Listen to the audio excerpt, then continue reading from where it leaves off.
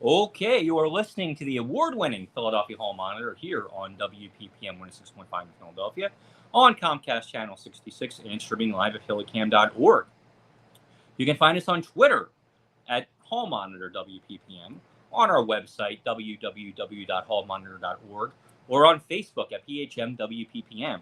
Tonight on the program, we'll be joined by Rosario Torres of the Citizens Police Oversight Commission, and our own Lance Haber will provide an update on the impending water rate hikes. So, without any further ado, here is Vanessa Maria Graber and Denise Clay Murray speaking to Rosario Torres of the Citizens Police Oversight Commission. Hello, and welcome back to the Philadelphia Hall Monitor. I'm joined by my colleague Denise Clay Murray, and we're here today with our special guest, Rosario Torres Thomas. Rosario, thank you for being here with us. Thank you. I am so honored. It is an honor to talk with you and with Denise. Thank you. Well, for folks who don't know, Rosaura is from Philly and she has been doing activism. She is also an author. She published a book recently and very visible in the community. And most recently, she's been serving on the Citizens Police Oversight Commission. Rosaura, tell us a little bit about the commission and how you got involved in it.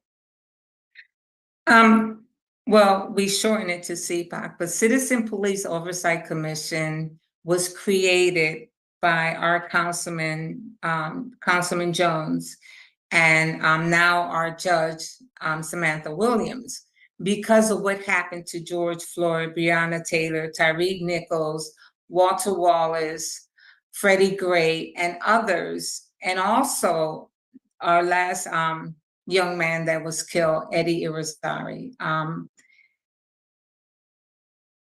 One of the things that we were created to do, to work with the citizens and the communities to be able to work with the police department. So we were given more teeth, but it has been a struggle. I have to admit that it has been a struggle. And you asked, why did I testify? I gave my testimony. I don't know if I went too far. Oh, well, tell us first, like, how did you get involved in the commission? Okay. How did you get, decide that you wanted to be a commissioner and have a seat on this entity?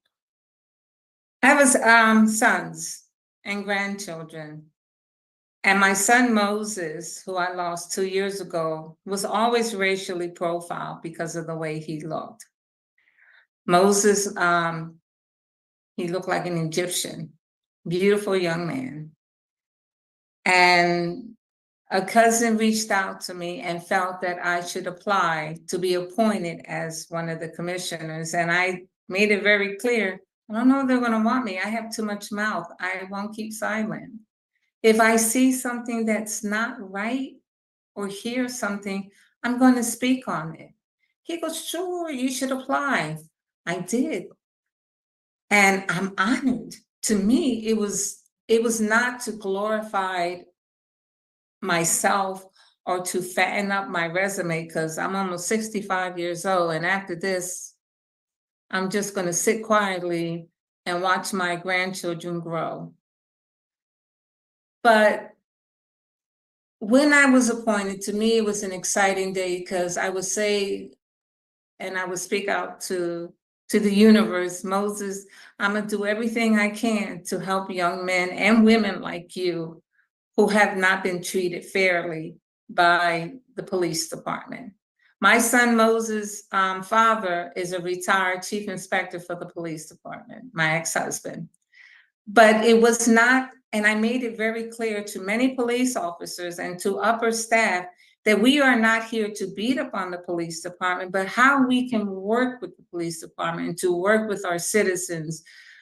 But I didn't feel that it happened. I didn't feel in the 2 years that I've been commissioner that I was able to accomplish anything. So on the website, people can find out more about the commission on the City of Philadelphia webpage. But it says that the Oversight Commission oversees and investigates the conduct, policies, and practices of the Philadelphia Police Department, They work to increase transparency and accountability of the PPD, improve police conduct, enhance the quality of internal investigations, and improve the relationship between the community and the police department. Um, Obviously, that's a tall order to fill in just a couple of years, but last summer, we saw the police officer involved shooting death of Eddie Irizarry by police officer Mark Dial. And that caused a lot of concern in the community, especially after video footage was released showing that the police had basically fabricated a story to make it seem like the shooting was justified. How did that impact the commission? And also, how did you feel about that, being as though that you said, you have roots in this neighborhood, Yeah. and that it involved, the Puerto Rican community? I don't want to get emotional because when it first happened, there was a press release from CPOC, not the commissioners, but when I saw the report, the press release, I made it very clear that I could not agree with this press release because I know there was more to meets the eye. And when our investigator went to the scene and saw the body cam of the police officer, we knew right then and there that nothing was forthcoming. And it wasn't forthcoming. There were things that should not have happened. That press release, they had to redact it and bring it back and put out another press release. But I knew in my heart, not seeing the video, once I saw the video,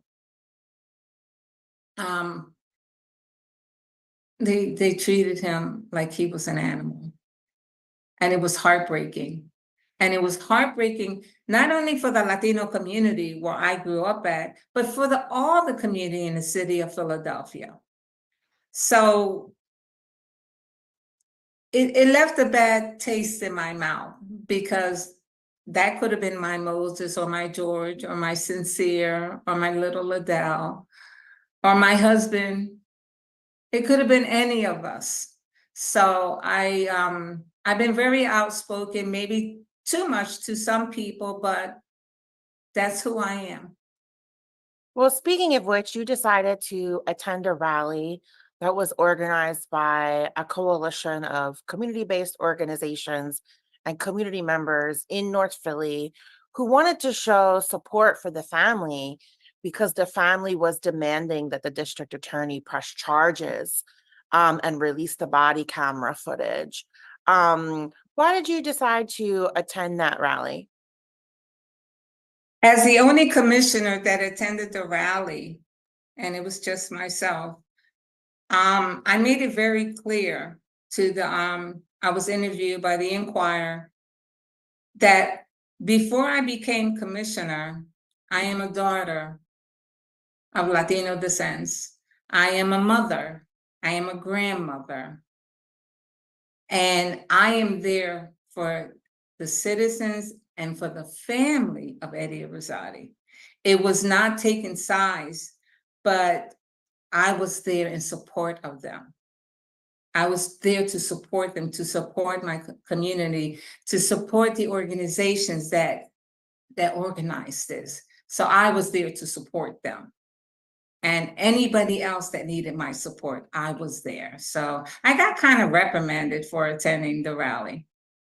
But certainly at the rally, it gave you an opportunity to hear directly from community Yes. members about their concerns. Yes. And Vanessa, my Latino brothers and sisters feel that we are not of value, that we do not count, that you do not hear us. Even with CPOC, when I say you have to make sure that the organizations within the Latino community are a part of CPOC meetings, CPOC town hall meetings, CPOC events, make them feel that they're of value, that they count. Bring them along, invite them, invite Congreso, invite Espira, invite Esperanza, invite Nos Propra, invite them so they can feel that, yes, the Latino community always will also be a part of this. But that has not happened. I am just one commissioner. So I have voiced my feelings of making them a part of these events, but it has not happened. Well, I have a question, and my question is, are you the lone Latino commissioner on the board? And how has what you're saying been received by your fellow commissioners? Because I know some of the other commissioners on the board, and I'm kind of surprised that none of them took that into consideration at the very beginning. Right now, I am the lone Latina commissioner on CPOC. As I said, I might at times speak out too much, and it might bother some people, but that's who I am.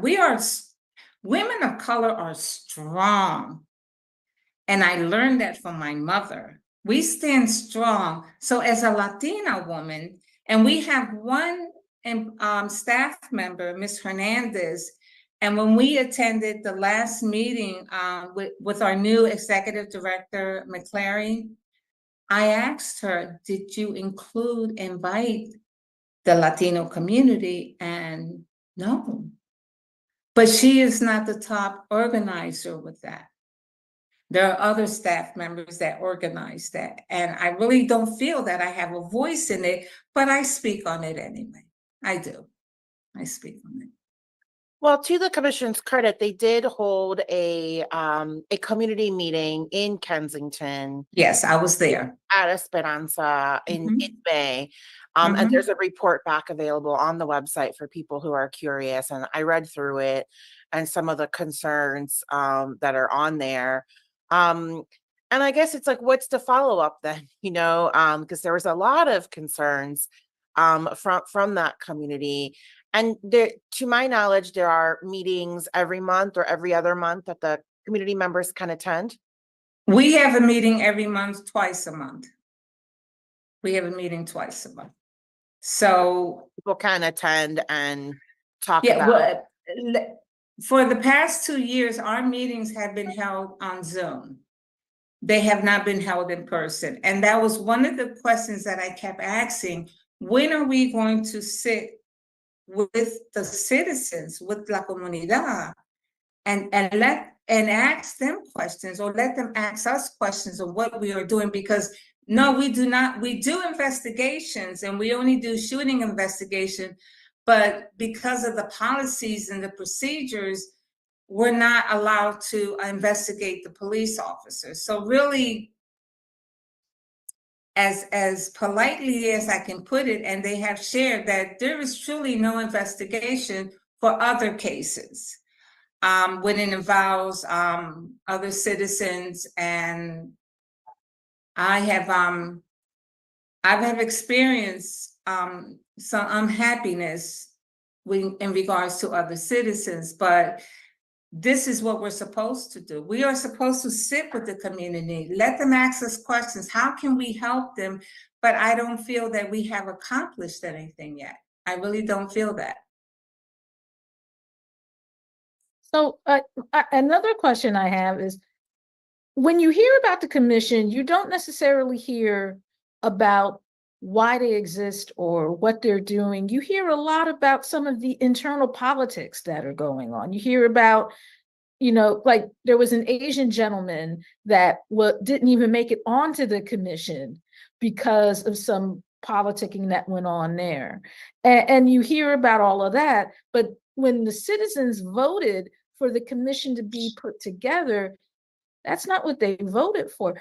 Are you kind of disappointed that there seems to be that there doesn't seem to be a lot to point to in terms of actual work from the commission, in terms of making sure that the police are accountable to the citizens, and what can be done about that?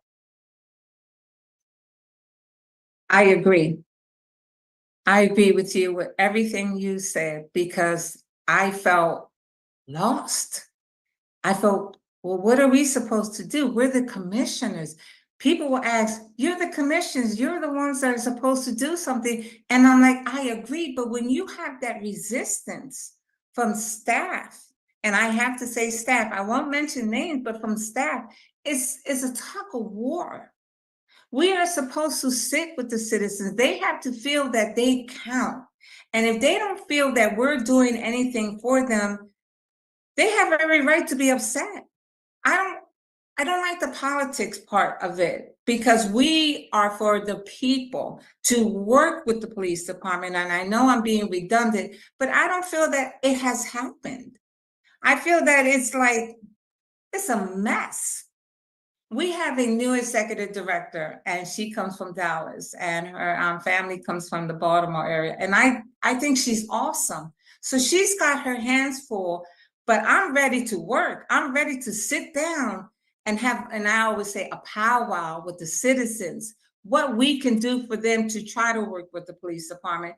But when you have that resistance from staff, it will always be a problem. Yeah, I mean, even in combing through the website, there's a lot of reports, that document certain things. There's a bunch of press releases, but it's hard to measure the impact that the commission has had on building trust with the community because, the community has lost a lot of trust in police. And, especially after the recent cleanup in Kensington, I went around talking to residents, I covered that. And people were very discouraged. They were promised that certain things would happen. The police did not do what they said what they do, which is, allow the outreach workers to do their job.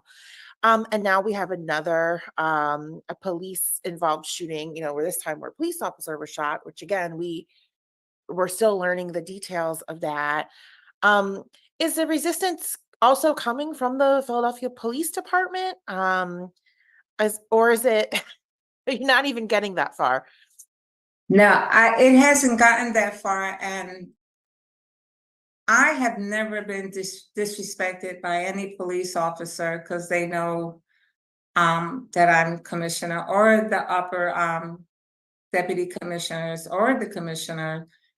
But I have been disrespected by staff. And when you say the community has lost faith, I understand why. I would lose faith also. What are we doing? We are supposed to do the right thing for them. If we could accomplish what we were sworn to do, believe me, Vanessa, I believe better things can happen. I don't want to lose my faith. I want to believe that we can accomplish anything. We have a new chair, Chair Bennett, and I want to work with him. But if I'm going to continue to get that resistance and the staff and I don't see eye to eye, but I'm not there for the staff. I'm there for the citizens to try to, and I know I'm saying it again, to try to work with the police department. Yeah.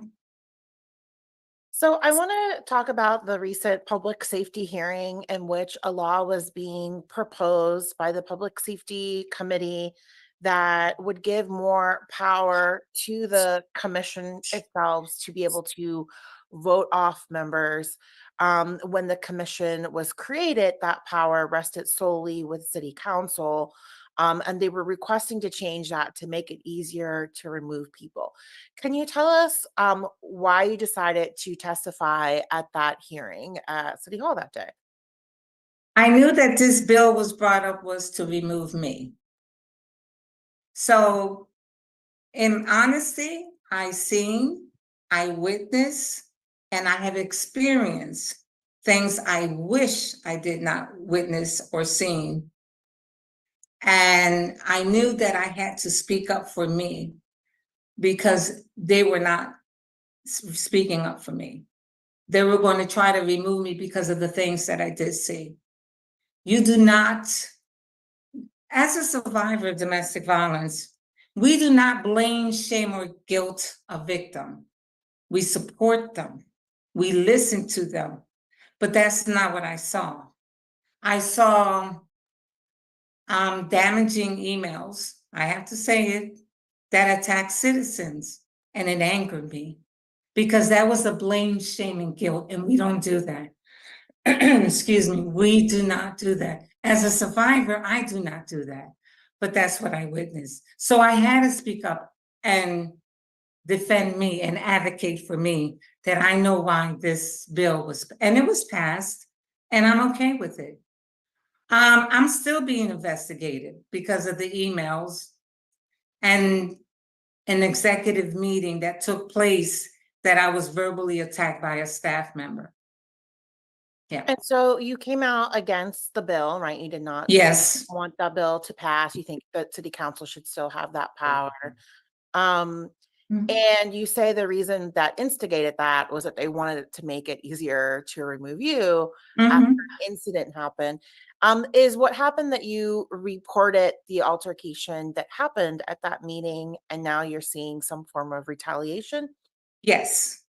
What I witnessed, a staff member's husband physically put his hand on a citizen. And when I witnessed that, I physically put my body between the gentleman and the young lady. And as survivors, this is our instinct. We do not stand by and watch a big man put his hands on a woman. We put our bodies between them. And that's what I did. That's what I did. You know, Vanessa, allow me to share. I'm a volunteer. And I feel that the investigation is like, you're so occupied in trying to silence this old Latina woman, but you're not investigating these officers because your hands are tied with them. But let's distract you and ignore the police, but let's go after one of your commissioners who's a volunteer. Let's do that. Let's see how crazy you can, but you can't because I stand my ground. And I know what I witnessed was wrong. It was wrong. No one can convince me it was wrong. Is the issue that you reported that incident to, is it called the Inspector General? Yep, the OIG. Yes. And from there was an investigation of what you reported? Yes. Okay. And so they still haven't formally removed you yet, but this law did pass, making it easier to do so. Yes. I'm okay. Yes. What would you like to see happen as a result of this investigation, and how would you like to move forward as a commissioner? I would like to stay on the next 2 years as commissioner, but I feel you have to let us do the job we were sworn to do. For never trust us. Not, it's bad enough that they don't trust the police department, but they will not trust us as commissioners. They're going to say you're just a bunch of words. But I have to say to my community, and I've been all over the city. I'm in the Mayfair section in the 15th district. I am for the entire city. If you need me somewhere, I'm there. But let us do the job that we are supposed to do for the community, because they will never trust CPOC. And this is what I'm looking forward for them to do, but it's not up to me anymore. I need that support. We must support one another. And I'm hoping that Ms. McClary would be able to make a big difference. But right now, the Latino community they don't know anything about CPOC. And at Kensington meeting, I shared with them, but I'm praying, let us do the job you sworn us to do. Denise, do you have any other questions? Yeah, now the bill did pass. It passed out of council. Yes. So it's officially, on the books. But this is yet another example of there being more of a focus on the internal politics than on what the work of the commission is supposed to do itself. And that's not why people voted, for the commission. So if you are removed from the commission, is that going, I mean, will that impact the work that you do overall, or, are you still going to be out there, telling people, look, we need to, we need to be able to work together to make sure that everybody does what they're supposed to do? If I am removed, I'm going to continue to do everything in my power to help the citizens in the city of Philadelphia. Before I became commissioner, I would be in the family court with survivors. I even got intimidated by the FOP attorney trying to get me thrown out of the courtroom, and I made it very clear to the judge that I was there to support the survivor. So I will continue as the activist, the mother, the grandmother, the daughter, to help the citizens in the city of Philadelphia. I made it very clear, I don't plan to run for office. I'm too old and too tired, but I will continue. If you need me at a meeting to help and support la comunidad, as we say, I'm there. In the 14th district, in Southwest Philly, in West Philly, I am there. I'm familiar with all parts of the city of Philadelphia, and I am there. So if they remove me, okay, but I will continue to help the community. Now, how can the community itself advocate for the commission to come a little closer to its mandate? Because the citizens have got to have something to say about how things are going, and power concedes nothing without a demand.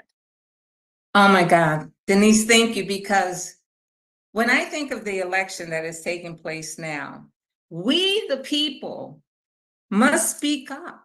We, the people, can say, no, we don't like the way you're doing it.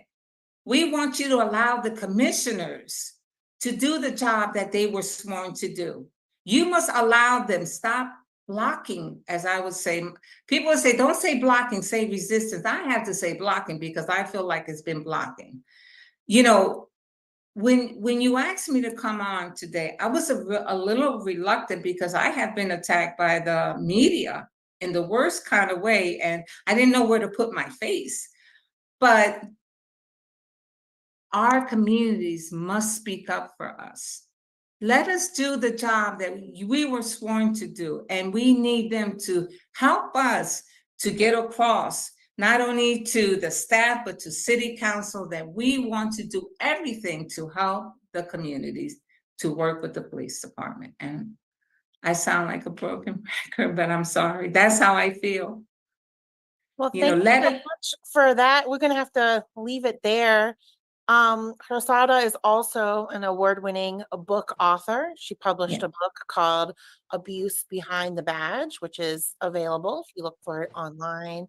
It's in Spanish. I wrote in Spanish also. And how can people find you online? You can find me on Facebook. I'm on Twitter. I'm on Thread. I'm on LinkedIn. I'm always, watching what my grandchildren are doing because I want them safe too, but they're wonderful children. And you can email me at rosalba.thomas@philly.gov. And please allow me to share that the young lady that I helped, she wasn't the only one that had reached out to me and asked me for help, and I was not able to help the other people also. I was not, but thank you. And you can, just call me and, I sound like that record. I'll be there. Well, thank you so much for speaking with us and for your service on the commission. If you're listening and you want to reach out directly to Rosada, she is still, as of now, a commissioner, and you can find more information about the Citizens Police Oversight Commission on the City of Philadelphia's website. Thank you so much. Thank you. All right. We would like to thank Rosario Torres for joining us, and Vanessa Maria Graber and Denise Clay Murray for conducting an interview. And we have Denise with us right now. Denise, how are you tonight?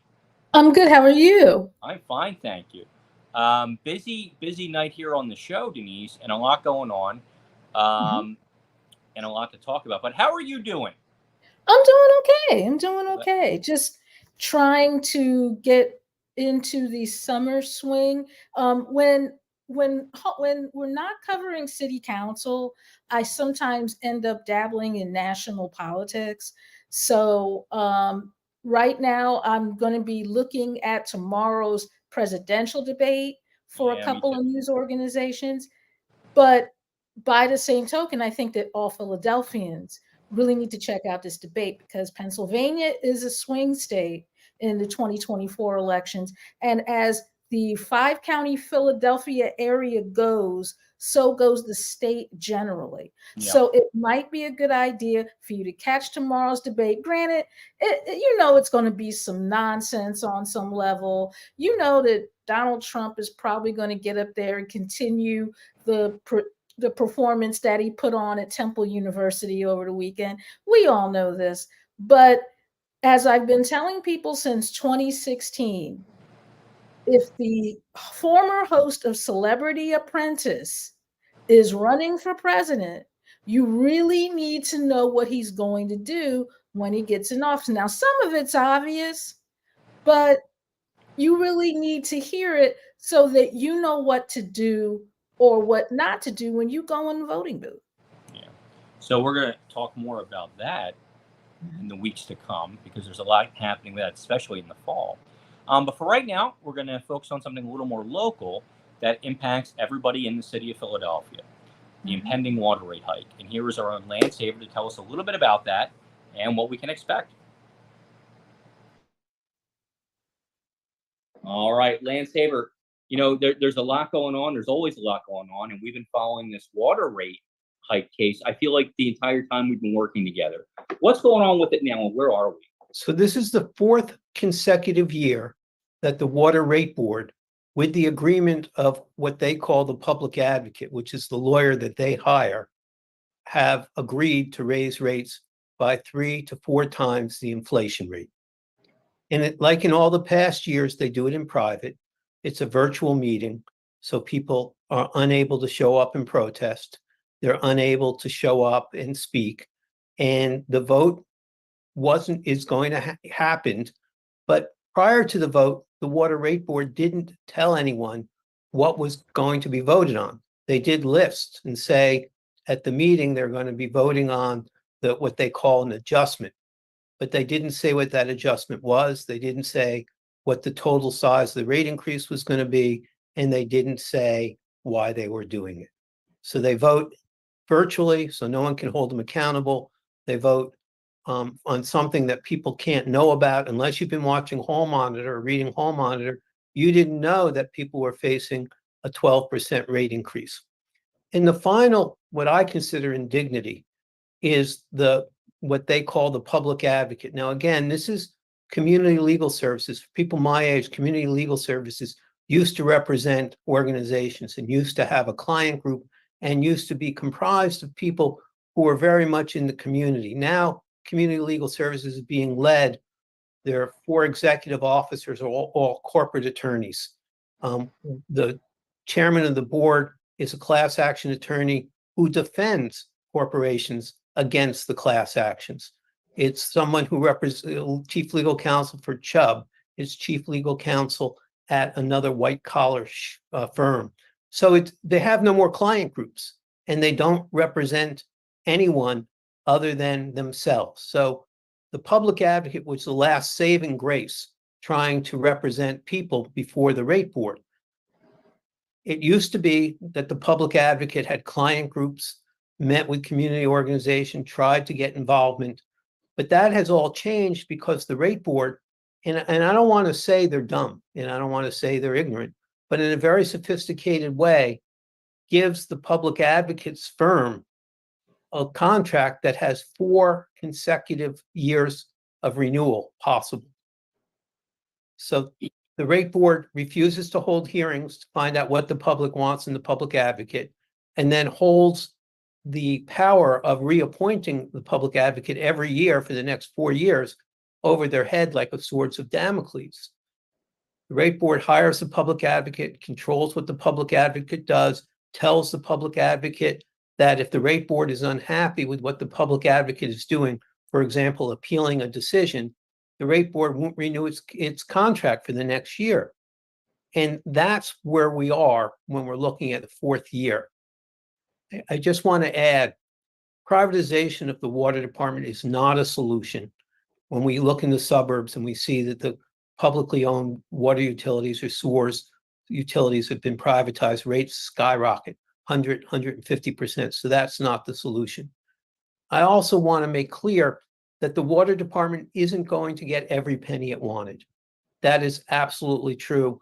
And that's what the rate board and the public advocate like to say. Well, if it wasn't for us, it would be 2% higher. It wouldn't be a 12% increase, it would be a 14% increase. But the truth is, the water department over the last 50 years has never asked for what it wants. It's always asked for more than what it wants because it's a nice dance. It may be bad for us, but understand the dance. The water department asks for more than what it wants. They hold hearings. They get to give out a bunch of contracts, spend literally hundreds of thousands of dollars on experts who are very well connected to our politicians. And at the end of all that, they reduce the rate increase by 2% and they claim victory. But the water department never wanted 14%. They never needed 14%. Again, I may think that they're immoral or amoral, but I don't think that they're stupid. They know that if they get every penny they want, that the rate board and the rate board's advocate are going to be attacked. So they ask for more than what they want, get what they actually want, and everyone claims it to be a victory. The water department turns around and tells its bondholders, we got what we needed so that you all are going to get all of your money plus some. And the rate board says, well, we cut down the rate increase. And the public advocate says, well, we did our job, so you should keep funding us for years to come. During last year's rate increase, I was able to get the expert, the rate board's expert, to admit that he never had been part of a rate case where the utility expected to get everything they asked for. It's unheard of. Again, if you're running a multi-million-dollar, $100 million, billion-dollar business, the chance that you're a moron is very small. Again, amoral maybe, corrupt maybe, but really ignorant, it's not likely. So these guys and women, not just men, it's men and women running these institutions, are very sophisticated in public relations. We'll ask for $500 million and we'll get $450 million, and we'll kind of go, wow, we didn't get everything we wanted, and we'll let people claim victory for the 50 million. But if you look at their projections to the bondholders, if you look at what they actually told the bondholders, you'll see they told the bondholders they were only going to get 450. That was their expectation. That was their experience based on the past. And we know this because bondholders, the people who lend the money to build the infrastructure, have what are called covenants. They have agreements. And in those agreements, the water department agrees, or the utility, but in this case, we're talking about the water department. The water department agrees to pay the bondholders what the bondholders want, plus overcollect. And it's called a coverage ratio, because the bondholders have so much power in this dynamic that they say to the water department, it's not enough for you to collect what you owe us. You have to collect what you owe us plus 0.2% more. So we can look at what the bond covenant is. The covenant's a fancy word for agreement. We can look what the bond agreement is, and we can see how much the bondholders are expecting to get. And from that, we can look at what the water department actually expects to get in the way of a rate increase. And that's how we know that what they're not interested in getting what they asked for. They don't need what they asked for. There is a number below that they know they have to get. Otherwise, the bond counsel will say the water department's in what's called technical default, which gives the bond holders an opportunity to come in and grab all the money from the water department. So that's kind of where we are. The sadness, of course, is that our elected officials who own the water department, I can't say that at this point it's on the new mayor, because the new mayor has inherited this situation. But I can say that unlike with the SEPTA hearings, where we were very fortunate to have Majority Leader Catherine Gilmore Richardson show up, speak out, defend her constituents, we have absolutely nobody who does that for the water consumers. And in some ways, while SEPTA and the water department are somewhat similar, they both really impact the people who are experiencing poverty or people who are a little bit above the poverty levels in our country, who are making $30,000, $35,000 a year and aren't defined as living a poverty life, so they don't qualify for any of the programs. But $150 or $200 rate increase a year for many of them is the difference between going out a couple nights a year for dinner with their families, or maybe squeaking by a summer vacation at the Jersey Shore at Wildwood or someplace else. You know, for $250, $300 is important. Again, not to the members of the rate board, who is the former water commissioner, the former chief legal counsel for the gas works, an investment banker, and a developer, and the former state consumer advocate. These are all people who are comfortable, and I don't mind that they made a good living. I'm not critical of that. I'm just saying that their experience with $150 or $200 a year, $25 or $30 a month, is very different than someone who's really struggling to keep their head above water, who can't get the help that they need. So while it's easy for the people who are on the rate board to ask me, well, why are you complaining? You know, it's only a 12% increase. You know, it's only going to raise people's bills by, $30 or $40 a month. I mean, that's okay. And of course, that's not. So again, I'm just going to hit on the high point. The rates go up. Unfortunately, nothing changes. And as long as the rates continue to go up, as long as the rate board captures the public advocate, you have to look at it from a systemic point of view. The city owns the water department. The water department, money they put in the bank, that interest goes directly to the city. The city gets to indirectly or directly hire the people who make political action contributions. Now, there is a law in the city that outlaws pay to play. But if you actually read that law, there are 12 exemptions to it. Lawyers are one of the exemptions. And all the law firms can give to a political action committee and be active in the political realm. So this is a tremendous opportunity for white collar patronage. So we don't always go on low bid, and it works very well. An example of that is US Bank holds the deposit. The $150 million in the surplus is held by US Bank, a bank that has no branches in the city. Now that money could easily be put in a credit union, which would give us mortgages, car loans, some small business loans, not a lot, but they have branches and they would hire local people. Instead, the well-connected US Bank gets to hold this money and pay almost no interest to the city. So those are really what we face, and it's a very difficult situation. There is nothing that will change it until it's disrupted. And this is an old adage for the business community. The business community always says, well, we have to disrupt the business to change it. Why would the water department stop doing what it's doing? If it's able to give contracts to its friends and give contracts to the well-connected, if the rate increases keep going through and they manage to hold virtual hearings so no one can show up and protest, and the city gets the benefit of all of this. Somebody has to step in and disrupt it, and I'm hoping at some point when the rates go up in September, some of the council people are going to look and say, well, why are we allowing this to happen? The water department hasn't had what's called a management audit in the last 25 years. They've not combined services with the gas works. They've done almost none of the things that could be done to keep costs down and to be more efficient. And again, if everything's working for them, why should they change? And I don't mean that in a horrible way. I just mean that in a realistic way. Almost all of us only change when something's not working. Businesses change their products, they change their services, they change their prices, they change the way they operate when what they're doing isn't working. almost everyone agrees with the old adage, if it ain't broke, don't fix it. And right now, the water department, the owners of the water department are very happy. People get the contracts from the water department are very happy. The people who are supposed to represent the public and get these no bid contracts renewed for 4 years, they're very happy.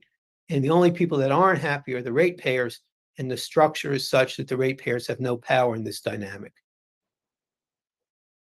And that's like we said at the beginning of this, Lance. That's the same discussion we've been having for a while about this. It's hard to hear it, and hopefully our elected officials and other people in the city who can do something about this take notice and at least look into it.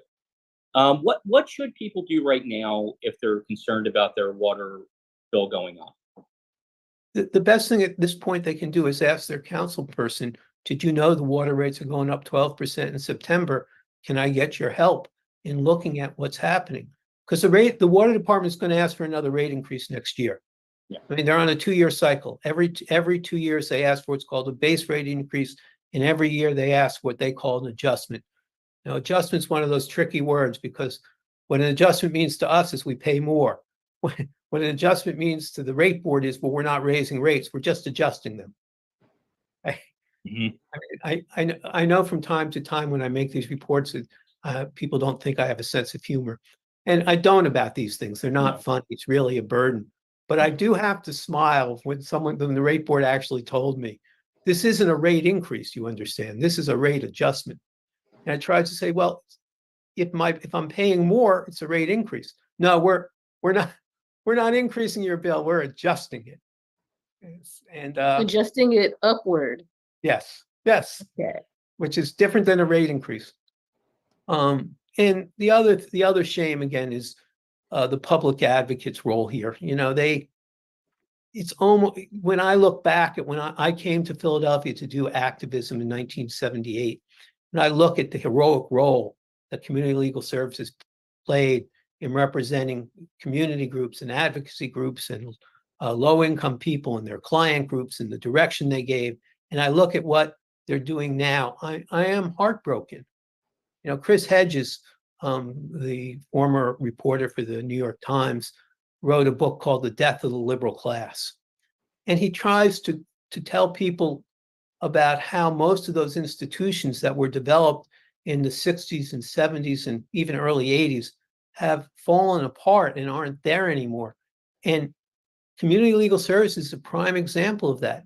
Here's a poor people's law firm that's led by corporate lawyers that has no client groups, that is beholden not to the public. They refuse to actually meet with the public. Their idea of public engagement is to send out an email. And just to further the injury, 9 people showed up to testify at the last round of hearings. 9 people out of 1.7 million. Now, I don't know who thinks that that's a good showing, but I do know the public advocate thinks it's a good showing. I do know the rate board says there's no reason to hold public hearings. We can do it virtually because look at the wonderful turnout we had. 9 people came. And I say 9 people out of 1.7 million is an embarrassment. And they say, well, that's much better than we've ever done. Now, again, I know that's not true because I've been at hearings where there've been hundreds of people showing up, people struggling to pay bills. And the rate board also just outright prevaricates and says they're not the only adjudicatory body that meets virtually. They say the Zoning Board of Adjustment does. And the truth is the Zoning Board of Adjustment doesn't. SEPTA doesn't. City Council doesn't. PICA doesn't. Nobody is meeting virtually. Almost everyone has some ability to allow virtual participation, but every one of these bodies is now meeting in person. The school board, SEPTA, City Council, PICA board, the Zoning Board of Adjustment, the Public Utility Commission. The only people who are hiding from the public in the virtual world is the Philadelphia Water and Rate Board.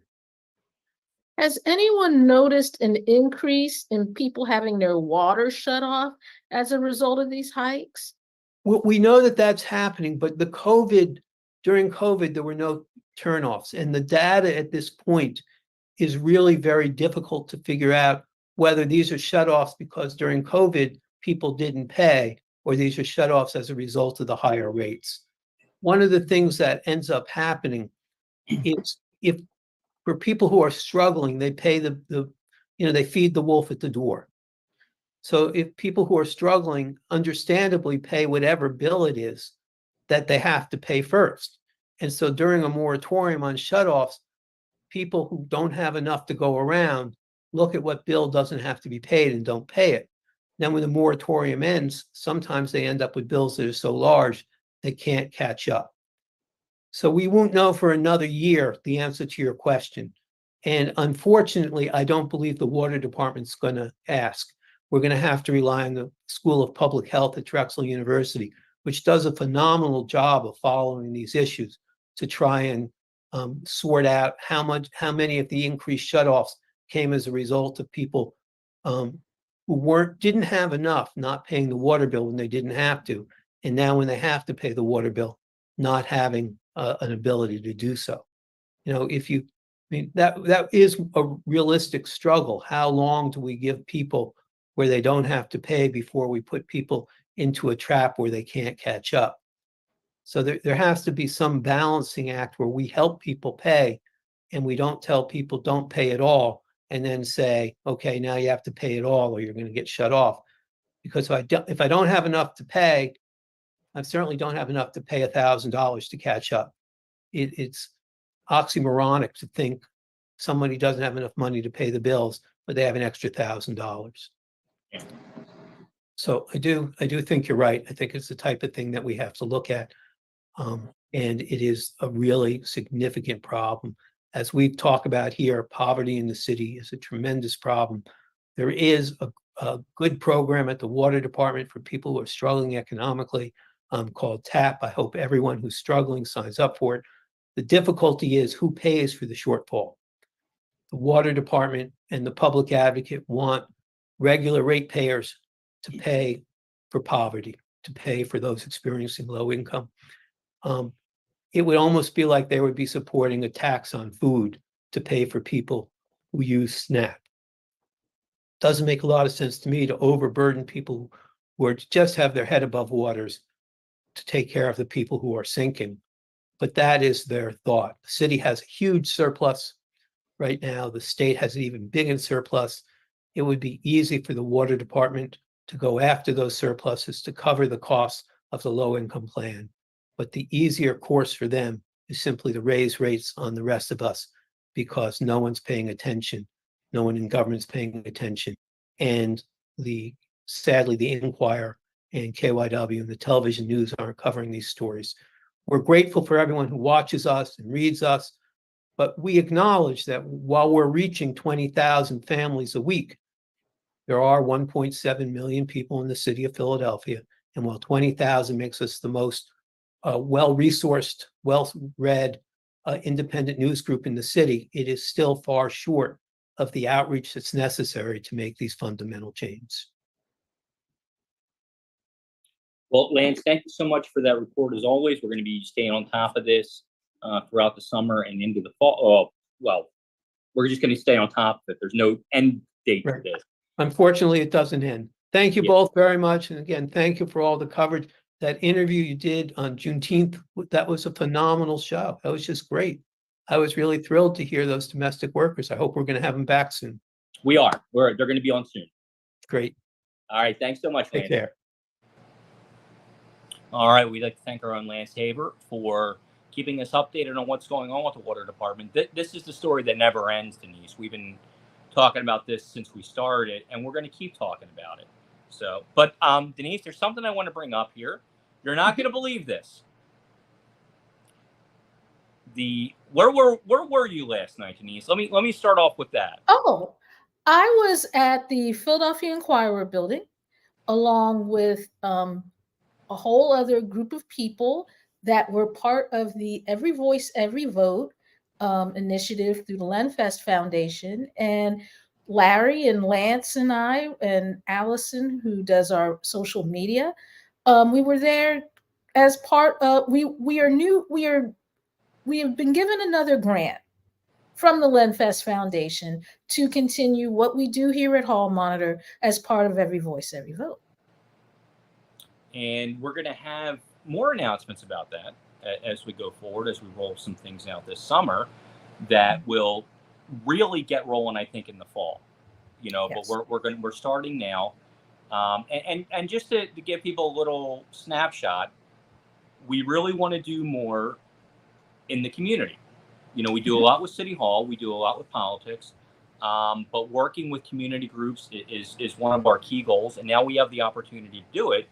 And one of the other really important factors in doing this is Vanessa, because this is one of the areas where I think she's going to be focusing on as well with us. So it really was a perfect opportunity to really do more of this work that we really want to keep doing.